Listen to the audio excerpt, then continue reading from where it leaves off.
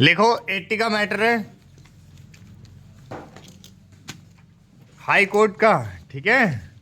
और ये जो रहेगा लीगल मैटर रहेगा, तो लिखें सभी।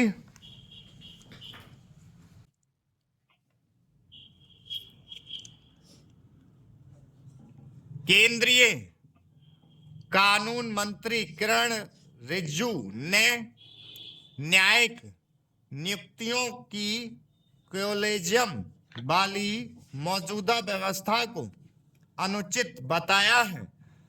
उन्होंने कहा कि इस व्यवस्था से लोग अप्रसन्न हैं और यह न्यायाधीशों की आपसी राजनीति से ग्रस्त हो गई है।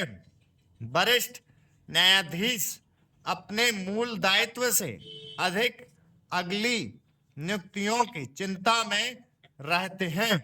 उन्होंने कहा कि जजों का आधा समय और दिमाग अगला जज तय करने में खर्च होता है और ऐसी नियुक्ति व्यवस्था संविधान की भावना से भी परे है।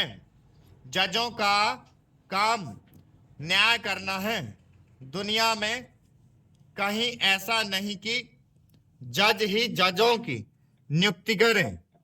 निस्संदेह रिज्जू के शब्द में आलोचना का कटु स्वर सुनाई पड़ सकता है, लेकिन लंबे समय से इस पर चर्चा हो रही है। सुप्रीम कोर्ट के कई जज भी बदलाव के लिए आवाज उठा चुके हैं।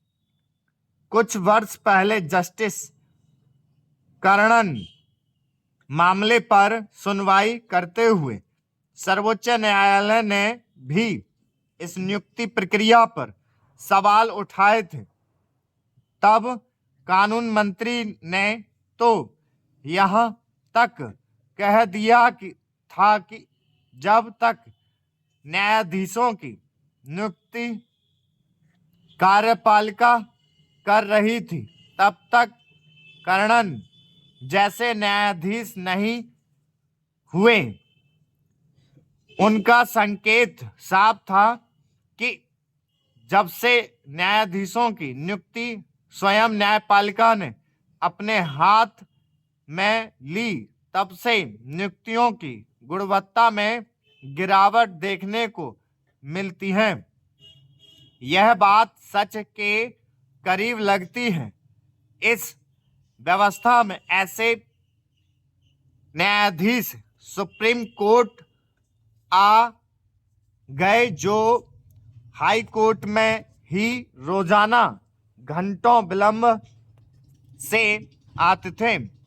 कई न्यायाधीशों ने पूरे कार्यकाल में कोर्ट में एक शब्द तक नहीं कहा, ना ही कोई फैसला लिखा। एक न्यायाधीश ने जजमेंट लिखने में देरी के सवाल पर तुनक कर जवाब दिया था कि उन्हें जजमेंट लिखने का वेतन नहीं मिलता।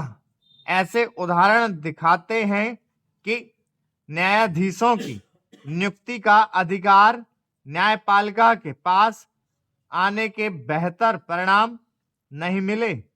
न्यायाधीशों की नियुक्ति में आपसी राजनीति, भाई भतीजावाद और अनुचित व्यवहार की चर्चा सुप्रीम कोर्ट के गलियारों में भी आम है।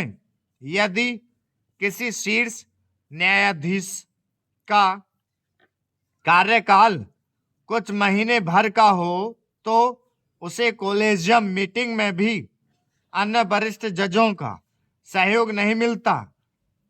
भाई भतीजावाद पर तो अंकल जज का मुहावरा ही बन गया है। अनुपयुक्त व्यवहार के अन्य उदाहरण भी दिखते रहे हैं। हाल में एक जज ने एक कार्यक्रम में उस व्यक्ति के साथ बैठकर उसी से सम्मान ग्रहण किया, जिसका मामला सुप्रीम कोर्ट की पीठ में चल रहा था। कॉलेजियम पद्धति में एक गड़बड़ी यह भी है कि अगले न्यायाधीशों की अनुशंसा स्टॉप। ये जो मैटर है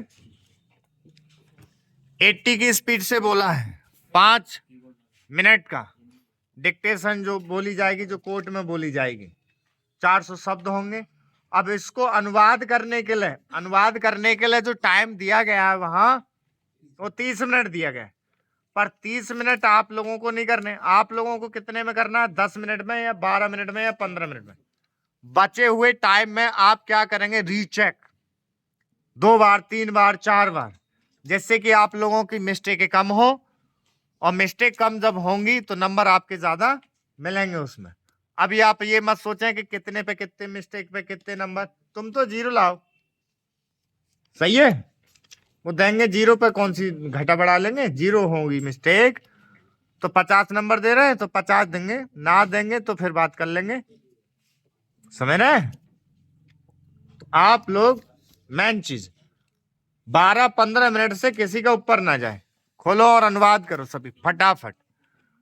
फॉन्ट मंगल का इंस्क्रिप्ट लगा लेना, ठीक है? और किसी का कोई और टेस्ट है तो वो और लगा ले, ओके।